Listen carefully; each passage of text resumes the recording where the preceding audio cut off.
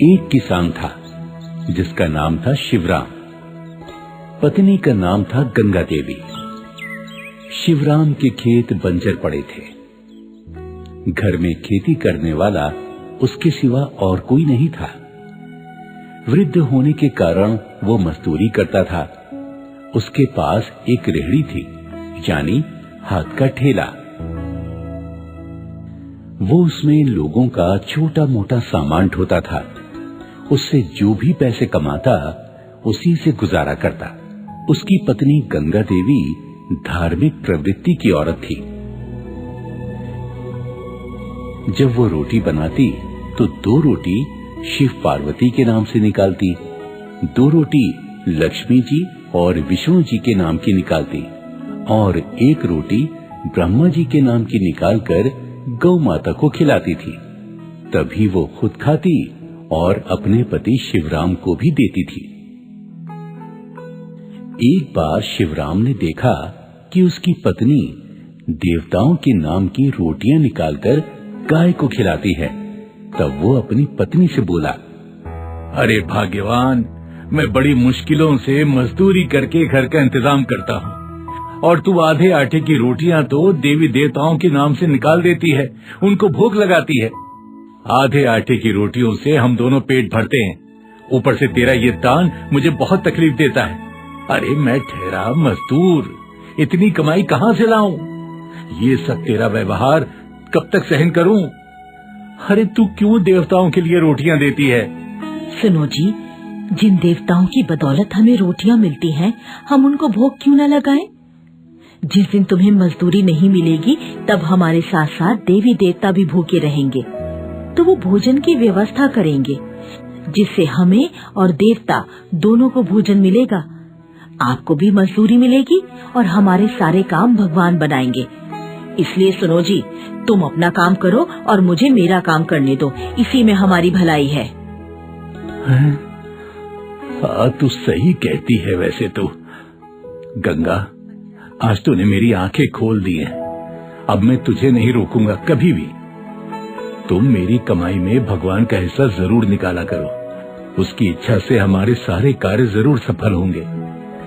अच्छा, मैं चलता हूँ अपनी मजदूरी करने। अच्छा ठीक है, और सुनो, शिव का ध्यान करते रहना, प्रभु आपकी रक्षा करे। हाँ हाँ, अरे तू चिंता मत कर, मैं शिव का ध्यान करता रहूंगा। देवताओं पर विश्वास करने पर शिवराम को आज और दिनों से ज्यादा मजदूरी मिली और पैसा भी बहुत कमाया। अरे कहाँ हो गंगा? ओह गंगा, देख आज मैंने बहुत से पैसे कमाए। ये देख, ये सारे पैसे तू रख ले। मैं तो कहती हूँ भोलेनाथ और विष्णु ब्रह्मा जी की कृपा से आपकी कमाई में वृद्धि हुई है। हाँ हाँ, तुम ठीक कहती हो गंगा। अब एक काम करते हैं, इन पैसों में से जितनी हमारी जरूरत है उतने रख लेते हैं, बचे हुए पैसों को हम मंदिर में दान कर देते हैं। अजी, तुमने तो मेरे मुंह की बात छीन ली। मैं भी यही चाहती हूँ। हम आधा पैसा मंदिर के पुजारी को दे देते हैं दान में। हाँ हाँ, तुम ठीक कहती हो, ऐसे ही करते हैं। गंगा और शिवराम उन पैसों को मंदिर में दान कर देते हैं। दोनों पति पत्नी बहुत खुश रहते हैं। इसी तरह शिवराम मजदूरी करने जाता रहा। एक दिन शिवराम अचानक बीमार हो गया। डॉक्टर ने उसे 10 दिनों तक आराम करने की सलाह दी। शिवराम, तुम्हें बुखार के साथ साथ बहुत थकावट भी है। तुम्हें 10 दिन तक आराम करना होगा। क्या 10 दिन तक आराम करना पड़ेगा? डॉक्टर साहब, अब कैसे रोटी खाएंगे? भगवानों को कैसे भोग लगाएंगे? अब हमारा घर का गुजारा कैसे चलेगा? हे भोलेनाथ, रक्षा करो। इधर अपने भक्त शिव और गंगा देवी के दुख को देखकर शिव, विष्णु और ब्रह्मा जी आपस में विचार करते हैं और कहते हैं, सुनो विष्णु, हरि और ब्रह्मदेव जी, हमारा भक्त शिवराम और गंगा बहुत संकट में हैं।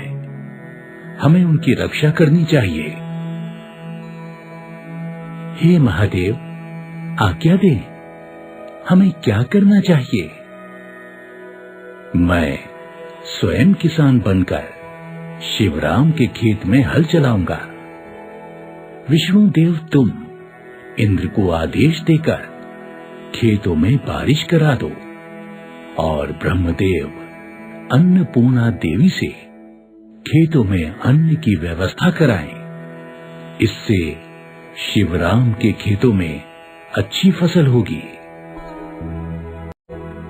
इस प्रकार तीनों देवताओं ने अपनी लीलाओं से चमत्कार दिखाया।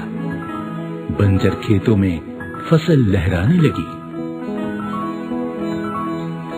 इधर शिवराम की ज्यादा तबीयत खराब होने से गंगा दुखी होकर भोलेनाथ से प्रार्थना करते करते शिवराम के चरणों में सो जाती है। तभी भोलेनाथ उसके सपनों में आए और कहने लगे, देवी, आंखें खोलो और अपने खेतों पर जाकर देखो। अन्न से भरे तुम्हारे खेत लहरा रहे हैं। तुम्हारे पति को अब मजदूरी करनी नहीं पड़ेगी और साथ ही तुम्हें शीघ्र ही संतान का सुख प्राप्त होगा। इतना कहकर शिव अंतर्ध्यान हो गए। गंगा देवी ने तुरंत आंखें खोली तो देखा वहां कोई नहीं था। उसने अपने पति से कहा,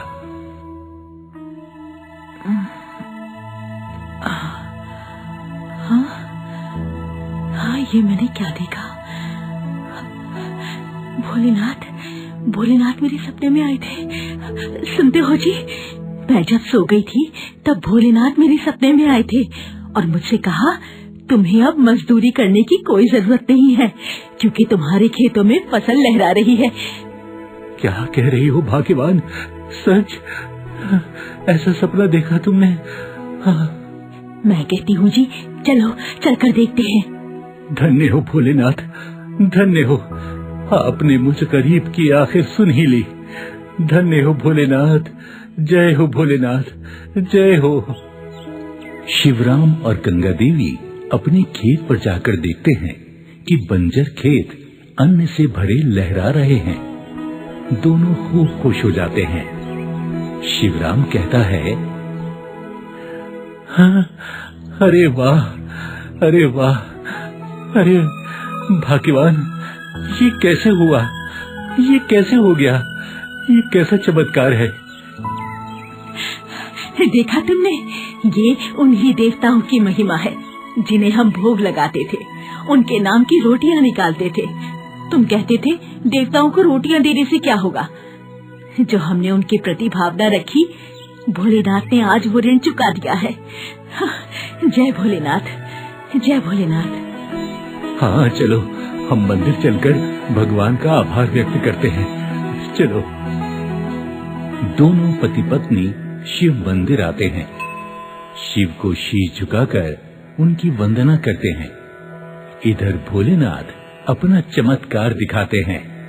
मंदिर का पुजारी एक मासूम बच्चे को गोद में लिए कहता है, शिव शिव शिव शिव शिव शिव, न जाने कौन सी माँ थी जो इस बच्चे को मंदिर में छोड़ गई।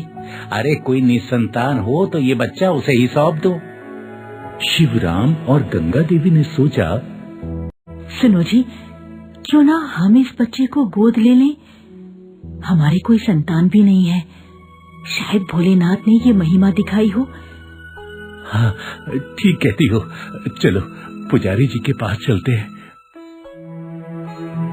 पुजारी जी, ये बच्चा हमें दे दीजिए, हमारी झोली में डाल दीजिए। हमारी संतान नहीं है, हम इस बच्चे का पालन पोषण अच्छी तरह से करेंगे। हाँ हाँ पुजारी जी। हाँ पंडित जी, ये बच्चा हमें दे दो। हमारे बुढ़ापे का कोई सहारा नहीं है। दया करो प्रभु, दया करो। हाँ हाँ, ठीक है ठीक है, जैसी भोलेनाथ की इच्छा। शायद भोलेनाथ की यही इच्छा हो। लो पुत्री, ये बच्चा मैं तुम्हें देता हूँ। हलाइए पंडित जी, कितना प्यारा बच्चा है। आपका धन्यवाद पंडित जी, आपका धन्यवाद। भोलेनाथ ने हमारी सुन ली, हमारी मनोकामना पूरी कर दी। जय भोलेनाथ, जय बाबा। पुजारी ने गंगा देवी को वो बच्चा दे दिया। गंगा देवी और शिवराम खुशी खुशी बच्चे को लेकर अपने घर आ गए। इस प्रकार दोनों पति पत्नी भोलेनाथ, विष्णु और ब्रह्मा जी के गुणगान करने लगे और सुखी से जीवन व्यतीत करने लगे। इस कहानी से हमें यही प्रेरणा मिलती है कि जो भगवान का ध्यान करते हैं उनका ध्यान भगवान स्वयं रखते हैं। शिव भक्ति मनुष्य को शक्ति देती है, दुख और संकट से मुक्ति भी प्रदान करती है। जय भोलेनाथ, जय भोले शंकर। जय भोलेनाथ, जय भोले शंकर।